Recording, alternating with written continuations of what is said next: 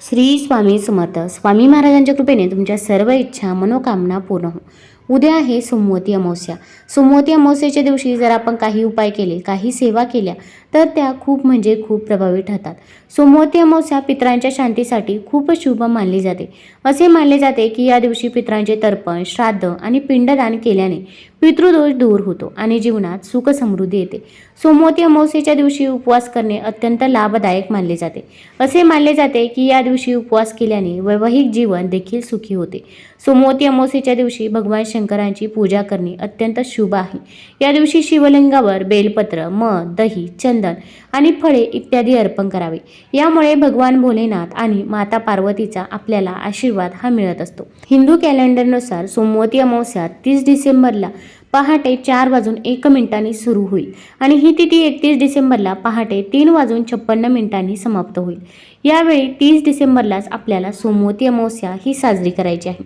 आता या दिवशी आपल्याला काही उपाय देखील करायचे आहे. भरपूर वेळा आपल्या आयुष्यामध्ये अनेक अडचणी, अडथळे, संकटे असतात आणि ते काही संपायचं नाव घेत नाही. आता संकट येणारच नाही असं तर होणार नाही, पण आपण संकटाचा वेग मात्र नक्कीच कमी करू शकतो.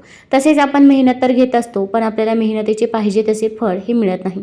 आपल्या कष्टाला नशिबाची साथ मिळण्यासाठी, आपल्या आयुष्यातील दुःख, दारिद्र्य, गरिबी दूर होण्यासाठी या दिवशी कोणते उपाय करावे, कोणत्या सेवा कराव्या हे जाणून घेण्यापूर्वी तुम्ही चॅनलवरती नवीन असाल तर चॅनल लाईक करा व सबस्क्राईब देखील करा.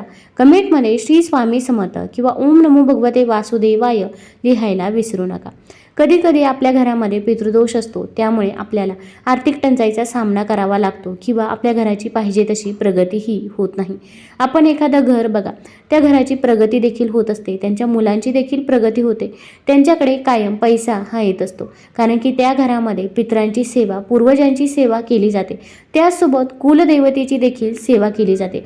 त्यामुळे त्या घरामध्ये कधीही धनधान्याची कमतरता ही भासत नाही. आपण जर आपल्या पितरांची, पूर्वजांची सेवा केली, कुलदेवतेची सेवा केली तर आपल्या घरामध्ये देखील कधीही धनधान्याची कमतरता भासणार नाही. दुःख, दारिद्र्य, गरिबी नक्कीच दूर होईल. आता या अमावस्येच्या दिवशी आपण सकाळी लवकरच उठायचं आहे. अगदी तुम्ही ब्रह्ममुहूर्तावरती उठलं तरी पण चालेल. ब्रह्ममुहूर्तावरती आपण जी काही पूजा करतो, सेवा करतो, त्या सेवेचे फळ हे आपल्याला अगणित मिळत असते, कारण की या वेळेमध्ये वातावरणामध्ये देखील शांतता असते आणि आपण जी काही पूजा करतो त्या पूजेमध्ये देखील आपले लक्ष लागत असते. आता या दिवशी आपण सकाळी लवकर उठायचं आहे आणि अंघोळ करताना अंघोळीच्या पाण्यामध्ये देखील आपल्याला काही वस्तू टाकायच्या आहे, कारण की या दिवशी पवित्र तीर्थस्थानी स्नान करणे याला खूप महत्त्व आहे, पण आपल्याला अशा ठिकाणी जाणे शक्य होत नाही. म्हणून आपण घरीच अंघोळीच्या पाण्यामध्ये 2 थेंब गंगाजल टाकावं, थोडेसे काळे तीळ टाकायचे आहे आणि कच्चं दूध टाकायचं आहे. या 3 वस्तू टाकून आपण अंघोळ करायची आहे. यामुळे आपल्याला पवित्र तीर्थस्थानी स्नान केल्याचं पुण्यफळ तर प्राप्त होतं, पण त्यासोबत आपला आजारपण असेल, इडापिडा कोणतीही मागे लागलेली असेल तर ती देखील दूर होत असते. आता या दिवशी आपण काळ्या रंगाचे वस्त्र चुकूनही परिधान करायचे नाही. मग तुम्ही शुभ्र रंगाचे वस्त्र परिधान करू शकता. पिवळ्या किंवा लाल रंगाचे वस्त्र परिधान केले तरी पण चालेल, पण जेव्हा आपण शुभ कार्य असते तेव्हा आपण काळा रंग वर्ज्य करत असतो. तसेच अमावस्येच्या दिवशी वातावरणामध्ये भरपूर प्रमाणामध्ये नकारात्मक ऊर्जा संचारलेली असते, त्यामुळे आपण चुकूनही काळ्या रंगाचे वस्त्र परिधान करायचे नाही. आता या अमावस्येच्या दिवशी आपण कुत्र्याला एक वस्तू खाऊ घालायची आहे. ज्या घरात नकारात्मक ऊर्जा असते तिथे काळे कुत्रे पाळण्याचा सल्ला दिला जातो. काळ्या रंगाच्या कुत्र्यावर शनी आणि केतूचा प्रभाव असतो, त्यामुळे घरात नकारात्मक ऊर्जा राहत नाही. त्यामुळे काळे कुत्रे पाळल्याने शनिदेवाची कृपा होते. कुत्र्याला भाकरी खाऊ घातली शनीसोबतच राहू केतूच्या क्रोधापासून देखील बचाव होतो असे सांगितले जाते. जे लोक उधारी देण्यास टाळाटाळ करत असतात अशा लोकांसाठी घरी काळा कुत्रा पाळणे शुभ मानले जाते. काळ्या कुत्र्याला घरात ठेवल्याने आर्थिक अडचणी दूर होतात, तसेच सर्व प्रकारचे रोग दूर होतात असे शास्त्रात सांगितले जाते. ज्योतिषशास्त्रात महान मानल्या गेलेल्या लाल ग्रंथानुसार काळा किंवा पांढरा कुत्रा पाळल्याने संतती सुख मिळते. मुलांच्या आरोग्यासाठीही ते फायदेशीर मानले जाते. कुत्रा हा भैरव देवतेचा सेवक मानला जातो. कुत्र्याला खायला घातल्याने भैरव महाराज देखील प्रसन्न होतात, त्यामुळे सर्व प्रकारची संकट, दुःख दूर होतात. आता या दिवशी आपल्याला कुत्र्याला एक वस्तू खाऊ घालायची आहे, तर आपण हा उपाय सकाळी करू शकता किंवा सकाळी जर वेळ मिळाला नाही तर तुम्ही सायंकाळी जरी हा उपाय, ही सेवा केली तरी पण चालेल. घरातील कोणतीही व्यक्ती हा उपाय, ही सेवा करू शकता, पण शक्यतो जर वडीलधारी व्यक्ती असेल तर त्यांनी हा उपाय करावा. फक्त मासिक धर्म असेल किंवा सूतक असेल तर या काळामध्ये आपल्याला हा उपाय करता येणार नाही. आता या उपायासाठी आपल्याला एक चपाती घ्यायची आहे किंवा एखादी पोळी घ्यायची आहे. ही चपाती घेतल्यानंतर यावरती थोडासा गूळ पसरवायचा आहे. तसेच यावरती आपण शुद्ध तूप टाकायचं आहे, चिमूटभर हळद टाकायची आहे आणि थोडेसे काळे तीळ या चपातीवरती टाकायचे आहे. काळे तीळ हे आपल्या पूर्वजांना समर्पित आहे. आता या चपातीचा रोल बनवायचा आहे आणि जवळपास असणाऱ्या काळ्या कुत्र्याजवळ आपल्याला जायचं आहे. आता जर काळा कुत्रा मिळाला नाही तर तुम्हाला जो कुत्रा मिळेल त्या कुत्र्याला तुम्ही ही चपाती खाऊ घालू शकता.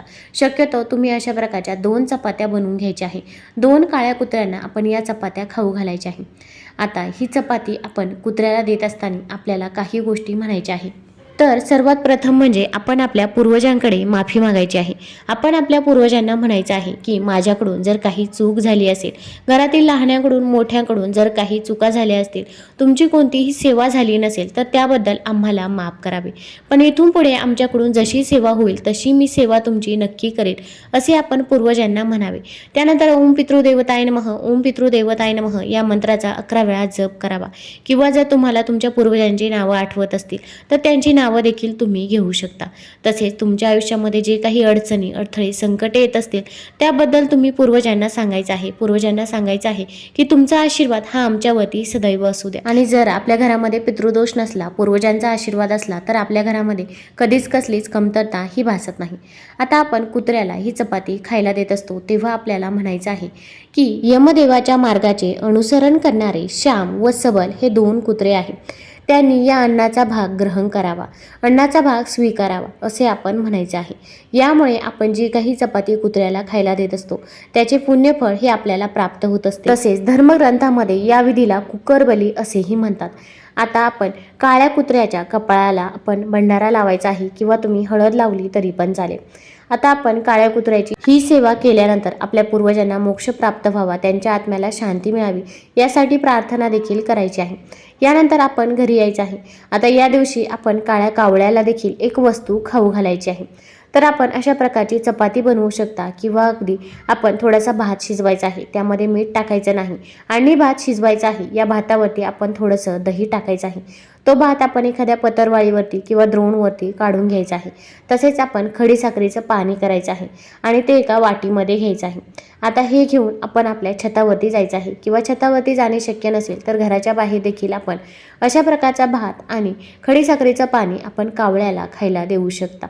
कावळ्याने जर ही वस्तू खाल्ली तर आपला पितृदोष दूर होत असतो. आता हा उपाय करत असताना आपल्याला मध्ये कोणी रोखणार नाही, टोकणार नाही याची काळजी आपल्याला घ्यायची आहे. तसेच भात ठेवायला जातो तेव्हा देखील कुणासोबतही बोलू नये. तसेच भात ठेवून येतो तेव्हा देखीलही कुणासोबत बोलू नये. आपण जर मध्ये कुणाच्या इथे थांबलो तर आपण जो काही उपाय केला, जी काही सेवा केली तर ती सेवा ही सफल ठरत नाही. तसेच प्रत्येक व्यक्ती आपल्या पितरांसाठी ही सेवा करत असतो, पण कोणीही कुणाला सांगत नाही. त्यामुळे तुम्ही न लाजता हा उपाय, ही सेवा आपल्या पितरांसाठी करायची आहे. आता जेव्हा आपण हा भात कावळ्याला खायला ठेवत असतो तेव्हा आपल्याला म्हणायचं आहे, पश्चिम व वायव्य दिशेला राहणारे जे पुण्यकर्मी कावळे आहेत त्यांनी या अन्नाचा भाग स्वीकार करावा. यालाच धर्मग्रंथामध्ये काकबली असेही म्हटले जाते. आता आपण कावळ्याला ही चपाती किंवा अगदी तुम्ही भात खाऊ घालतो तेव्हा देखील आपण आपल्या पूर्वजांचे स्मरण करायचे आहे. आपल्या पूर्वजांकडे माफी मागायची आहे. माझ्याकडून काही चूकभूल झाली असेल तर मला माफ करावे, पण इथून पुढे माझ्याकडून जशी सेवा होईल तशी सेवा मी तुमची नक्की करेल असे आपण आपल्या पूर्वजांना म्हणायचं आहे. तसेच आपण तिथे ओम पितृदेवताय नमः या मंत्राचा देखील 11 वेळा जप करायचा आहे. आता हा उपाय तुम्ही सकाळी करू शकता किंवा सकाळी जर वेळ मिळाला नाही तर दुपारी जरी हा उपाय केला तरी पण चालेल. तुम्हाला जर हा व्हिडिओ आवडला असेल तर चॅनल लाईक करा, सबस्क्राईब करा. धन्यवाद.